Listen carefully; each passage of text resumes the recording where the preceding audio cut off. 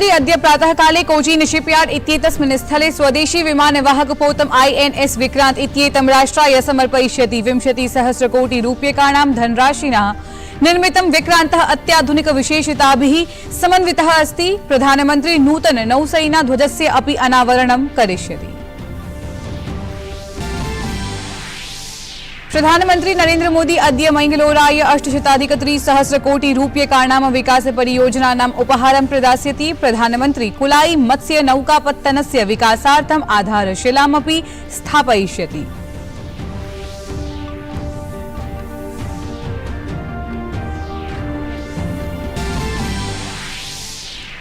दिल्ल्याः उपराज्यपालेन विनय कुमार सक्सेना इत्येतेन केजरीवाल प्रशासनम् आलोचितम्। उक्तं यत् एक्साइज अर्थात् उत्पादन सम्बन्धि नीतिषु विसङ्गतिं प्रदर्श्य तेन दिल्ल्याः जनानां कृते स्वकर्तव्यस्य पालनं कृतम्। उक्तं च यत् अन्वेषणस्य प्रशंसनस्य अनन्तरं केजरीवाल प्रशासनेन उत्पादन सम्बन्धि नीतिः स्थगिता।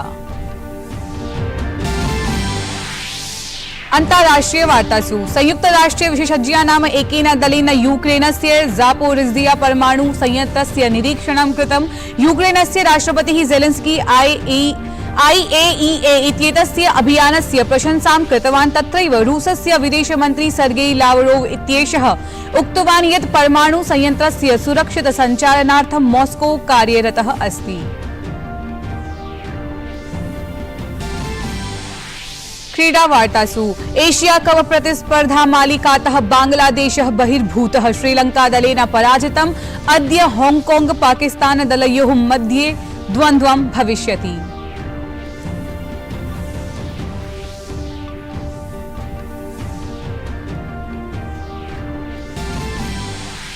अपि च देशस्य प्रमुख बैडमिंटन क्रीडकः HS प्रणोयः अद्य जापान ओपन प्रतिस्पर्धा मालिकायाः उपान्त्यचक्रे क्रीडिष्यते। चीनदेशस्य ताइपे के चाउ तिएनचेन इत्येतेन सह भविष्यति द्वन्द्वम्। अभिवादये, अहमस्मि ऋचा। अत्र भवतां स्वागतम् एतस्मिन् DD न्यूज़ वार्ता प्रसारणे। अथ वार्ताः विस्तरेण। स्वदेशे निर्मितम् आद्यं विमानवाहकम् INS विक्रान्तम् अद्य औपचारिकरूपेण नौसेनायां सम्मिलितुं सज्जमस्ति।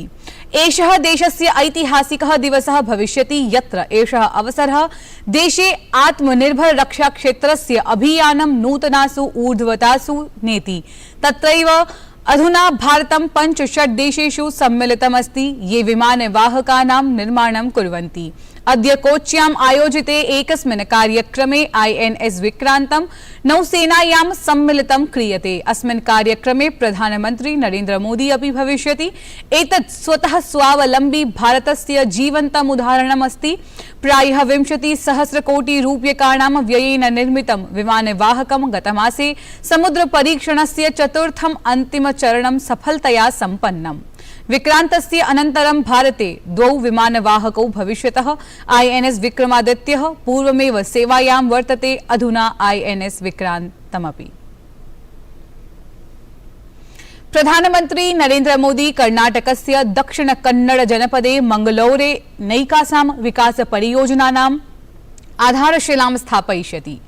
प्रधानमंत्री मंगलौरे 8,300 रूप्यकाणां यान्त्रिकीकरण औद्योगिकीकरण परियोजनानाम् उद्घाटनं शिलान्यासं च करिष्यति।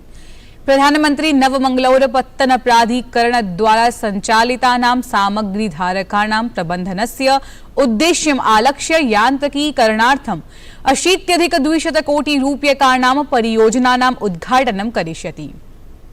यान्त्रिकीकरणेन रोहणाग्रं प्रभावी भविष्यति। ध्यानास्पदं तथ्यमिदं यत् एतस्याः परियोजनायाः प्रथमचरणं पूर्वम् अभवत्। प्रधानमंत्री नौकापत्तनद्वारा सञ्चालित 1,000 रूप्यकाणां 5 परियोजनानां शिलान्यासं च करिष्यति। प्रधानमंत्री कुलाई इत्येतस्मिन् स्थले मत्स्य नौकापत्तनस्य विकासार्थम् आधारशिलामपि स्थापयिष्यति। BS-6 इति उन्नयन परियोजनायाः अपि उद्घाटनं भविष्यति। BS-6 इति उन्नयन परियोजनाय 63,800 रूप्यकाणाम् अस्ति। रक्षाक्षेत्रे स्वदेशीकरणस्य आदर्शः अस्ति अल्पभारविमानं तेजस् इति। साम्प्रतं मन्त्रिमण्डलस्य सुरक्षा प्रकरणानां समित्या अस्य विमानस्य अत्यधिकप्रभावी संस्करणस्य विकासार्थम् अनुमतिः प्रदत्ता। मन्त्रिमण्डलस्य सुरक्षा प्रकरणानां समितेः निर्णयमालक्ष्य वायुसेनायाः प्रमुखेन एयर चीफ मार्शल विवेक रामचौधरी इत्येतेन उक्तं यत् अनेन निर्णयेन भविष्ये स्वदेशे निर्मित योद्धृविमानानां निर्माणे वर्धनं भविष्यति। मन्त्रिमण्डलस्य निर्णयानुसारं तेजस् मार्क 2 विमानं मिराज 200 जगुआर मिग 29 इत्येतेषां योद्धृविमानानां स्थाने सञ्चालितं भविष्यति। मन्त्रिमण्डलस्य निर्णयः पञ्चमवंशस्तरीयाणां गुप्त योद्धृविमानानां निर्माणं भविष्यति। तेजस् मार्क 2 इत्येतस्मै योद्धृविमानाय प्रतिरूप निर्माणार्थं परीक्षणार्थं प्रमाणनार्थं च अनुमतिः प्रदत्ता। एतस्मिन् प्रकल्पे 500 कोटि रूप्यकाणां धनराशिः प्रयुज्यते। विभिन्न योद्धृविमान क्षमताभिः समन्वितं भविष्यति। तेजस् विमानं GE 1440 इत्येतेन यन्त्रेण अपि समन्वितं भविष्यति। गुप्त योद्धृविमानं विमानेषु शस्त्राणां संग्रहणस्य अपि विशिष्ट व्यवस्था भविष्यति। दिल्ल्याः उपराज्यपालेन generation fighter aircraft, and it will definitely further the Atmanirbhar Bharat initiative in the domain of aircraft manufacturing. I would hasten to add here that in the view of the rapidly depleting strength of fighter squadrons of the Indian Air Force and phasing out of the MiG-21 aircraft in the coming years, it is essential that laid down timelines for the projects have to be strictly adhered to. Tejas Mark II will fill a critical capability void, and therefore it is very essential that all stakeholders should need to work in tandem to ensure timely induction of this aircraft into the Indian Air Force. दिल्ल्याः उपराज्यपालेन Vinay Kumar Saxena इत्येतेन Kejriwal प्रशासनम् आलोचितम्। उक्तं च यत् excise अर्थात् उत्पादन संबंधी नीतिषु विसंगतिं प्रदर्श्य तेन दिल्ल्याः जनानां कृते स्वकर्तव्यस्य पालनं कृतम्। उक्तं यत् अन्वेषणस्य प्रशंसनस्य अनन्तरं केजरीवाल प्रशासनेन उत्पादन संबंधी नीतिः स्थगिता। बांग्लादेशस्य प्रधानमन्त्री शेख हसीना अस्य मासस्य 5 दिनाङ्कतः 8 दिनाङ्कं यावत् राजकीय यात्रार्थं भारतं प्रति आगमिष्यति। विदेश मन्त्रालयस्य प्रवक्त्रा अरिन्दम बागची इत्यनेन तस्याः यात्रायाः सूचना प्रदत्ता। तेनोक्तं यत् प्रधानमन्त्री शेख हसीना राष्ट्रपतिना द्रौपदी मुर्मू इत्यनया अपि च उपराष्ट्रपतिना जगदीप धनखड़ इत्यनेन सह मेलिष्यति। सममेव सा प्रधानमन्त्रिणा नरेन्द्र मोदिना सह द्विपक्षीय परामर्शमपि करिष्यति। विदेश मन्त्री डॉक्टर जयशंकरः प्रधानमन्त्रिणा शेख हसीना इत्यनया सह मेलिष्यति। यात्रावधौ प्रधानमन्त्री शेख हसीना अजमेरं प्रति गमिष्यति इति संभाव्यते। Her Excellency Sheikh Hasina, Prime Minister of the People's Republic of Bangladesh, will pay a state visit to India from September 5 to September 8 this year. Prime Minister Sheikh Hasina last visited New Delhi in October 2019. During this visit, Prime Minister Sheikh Hasina will call on the Honorable President of India, Srimati Draupadi Murmu, and Honorable Vice President of India, Shri Jagdeep Dhankar. She will also hold bilateral consultations with Prime Minister Shri Narendra Modi. External Affairs Minister Dr. S. Jaishankar will call on the Prime Minister Sheikh Hasina during her visit.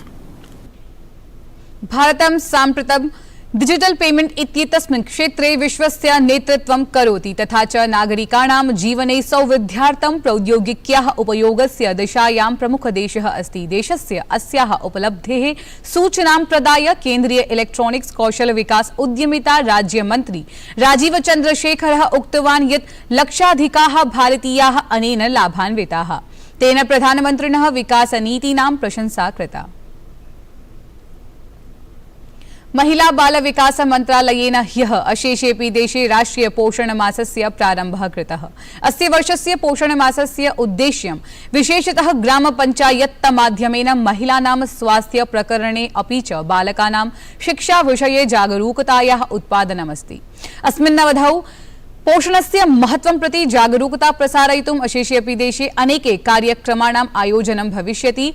Panchayat स्तरे इदं जागरूकताभियानं प्रचलिष्यते। सममेव किशोरबालिकानां रक्ताल्पता परीक्षणार्थं स्वास्थ्य शिबिराणाम् आयोजनमपि भविष्यति।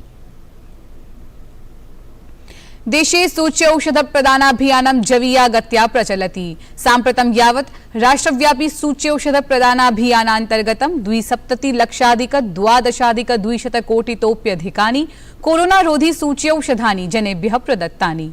ह्यः 18,00,000 एतानि सूच्यौषधानि जनेभ्यः प्रदत्तानि। अवधेयमस्ति यत् देशे कोरोना संक्रमणात् विमोचनाय व्यापक सूच्यौषधाभियानस्य उच्चस्तरीया समीक्षा अनवरतं विधीयते। संयुक्त राष्ट्रस्य विशेषज्ञानाम् एकेन दलेन यूक्रेनस्य जापोरिज्जिया परमाणु संयन्त्रस्य निरीक्षणं कृतम्। यूक्रेनस्य राष्ट्रपतिः ज़ेलेन्स्की IAEA इत्येतस्य अभियानस्य प्रशंसां कृतवान्। तत्रैव रूसस्य विदेशमन्त्री सर्गेई लावरोव इत्येषः उक्तवान् यत् परमाणु संयन्त्रस्य सुरक्षित सञ्चालनार्थं मॉस्को कार्यरतः अस्ति। एशिया कप प्रतिस्पर्धा मालिकातः बांग्लादेशः बहिर्भूतः। श्रीलंका दलेन पराजितम्। अद्य हांगकांग पाकिस्तान दलयोर्मध्ये द्वन्द्वं भविष्यति। देशस्य प्रमुख बैडमिंटन क्रीडकः HS प्रणॉयः अद्य जापान ओपन प्रतिस्पर्धा मालिकायाः उपान्त्यचक्रे क्रीडिष्यति। चीनदेशस्य ताइपे के चाउ तिएन चेन इत्येतेन सह भविष्यति द्वन्द्वम्। एतत् वार्ता संस्करणम् अधुना सम्पद्यते। अभिनववार्ताभिः सह पुनः उपस्थास्यामः। भूयात् तावत् मङ्गलम्।